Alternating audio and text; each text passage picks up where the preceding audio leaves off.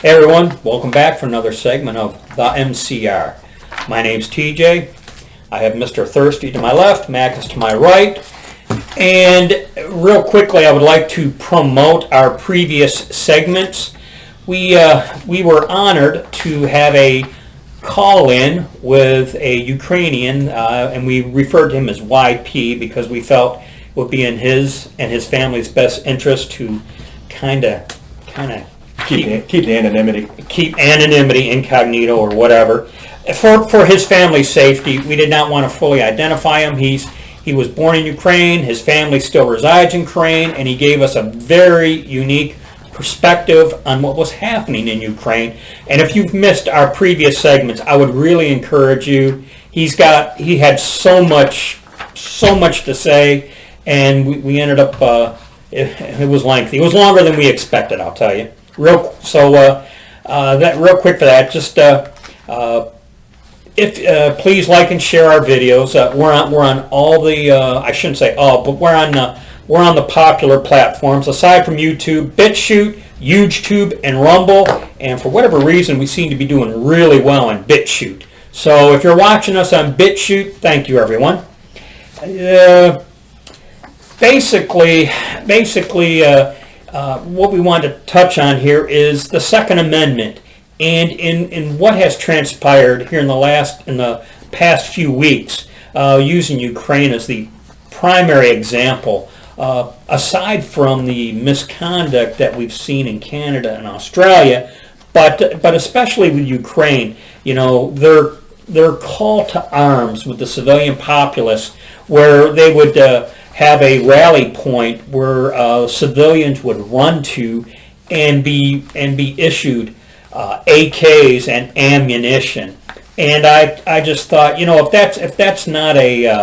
that's not an endorsement of an armed populace, thoughts so far? I wonder if, especially with the Ukraine incident going on right now, if Putin would have been so eager to chomp at the bit if, say, they were more, like us, two-way friendly or whatever, where you don't know who has a gun behind that door at their house. As opposed to having to go to the government for these guns, these people could have already had them, and I wonder if it would have been a little bit more worrisome for Putin to walk across the border. It would have been a definite deterrent. Just common sense. It doesn't matter who we're talking about. And this is one of the things that keeps criminals out of some people's homes. And I've said this many, many times, those who don't want a gun, or I don't think anybody should have a gun, live under the umbrella of protection from those from those of us that do, in so much as you don't know what house you're walking in, and you don't know what weapon they have and how proficient they are with it and how willing they are to kill you. Well, I'm going to jump ahead to a point that I was going to make, and I'm going to make it now. Going back to World War II, it is reported that Japanese Admiral Yamamoto is claimed to have said, "You cannot invade the mainland United States. There would be a rifle behind every blade of grass. There would be a rifle behind every blade of grass going to, is there a rifle on the other side of the door? Yeah. Right. And that got me thinking. That got me thinking as to what we would arm ourselves in this country. The primary choice would most likely be the AR, and I even have some thoughts on that. And going back to the Ukrainians getting issued their AKs, I had to wonder: are they running off a mechanical zero? Are they even zeroed? And I don't know how familiar you are with AKs, but ARs are a bit trickier to zero. AKs are trickier to zero than ARs. Yeah. It requires a special tool, and unless they've improved the old AKs, you don't have the definite fine-tuned clicks like you have on the AR. I have an AR and an AK. Trust me, it was much easier for me to zero my AR than it was my AK. And while I'd like to think my AK is zeroed, it's close enough. I guess close enough where at 100 yards I'm comfortable. I'll hit what I'm aiming at. But I guess I have much greater confidence in my AR zero than I do my AK zero. Well, a lot of people go with the AR platform over the AK just for one specific reason: is the AR is more modular. You know, Yes. say all three of us are at the battlefield, you go down, my weapon malfunctions, I can take anything out of your weapon and easily repair mine out in the field with very little to no tools. Yeah. You know, and something I wanted to get into also, the average shooter here in this country, because, and I looked up, and they weren't exactly able to give a definitive number. I did some research, and as little as 5 and as many as 15 million ARs are owned in this country today. Of course, they don't have an exact number, but it's clearly in the millions, you know, and a high likelihood that these ARs are, if they're responsible shooters, they're zeroed, which means they're accurate. Right. And I keep going back to, in Ukraine, they got their AKs.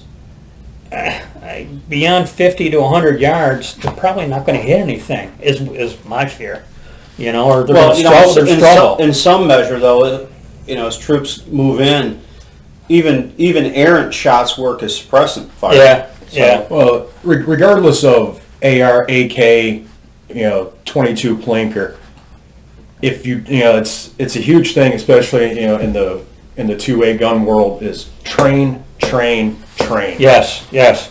Even to the point of, and I referenced this in one of my previous videos months ago.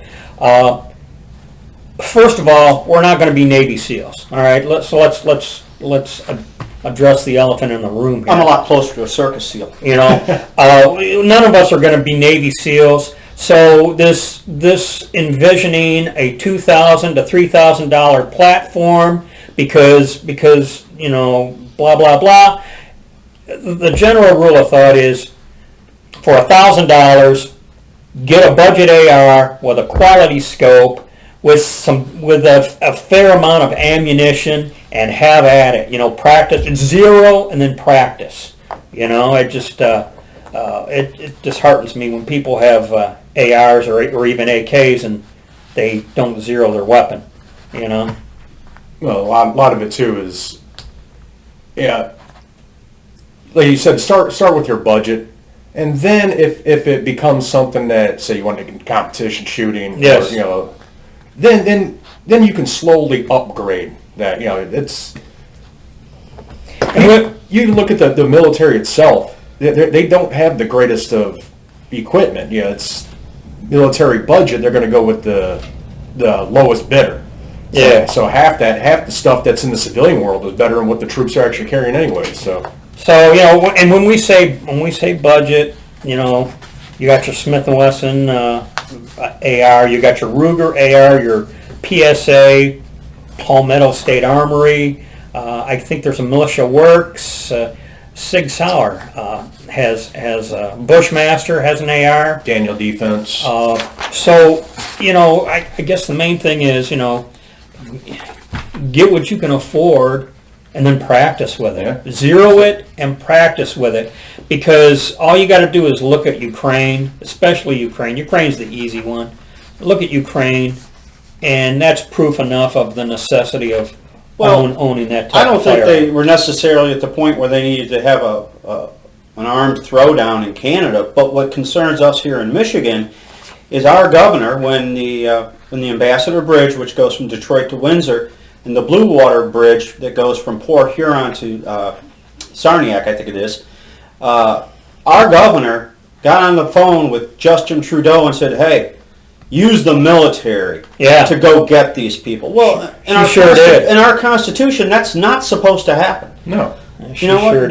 We have police, we have U.S. Marshals, we have other organizations that are supposed to do that. So this goes to the idea. It gives an insight to what her plan would be. Especially if we were disarmed, we would already be in chains in this state with this dictator. Well, it's like I made mention to you earlier. You know, this is why exactly you cannot even give an inch of any of your rights, because once they're taken, they're gone forever. They're never going to give them back. At least not without force.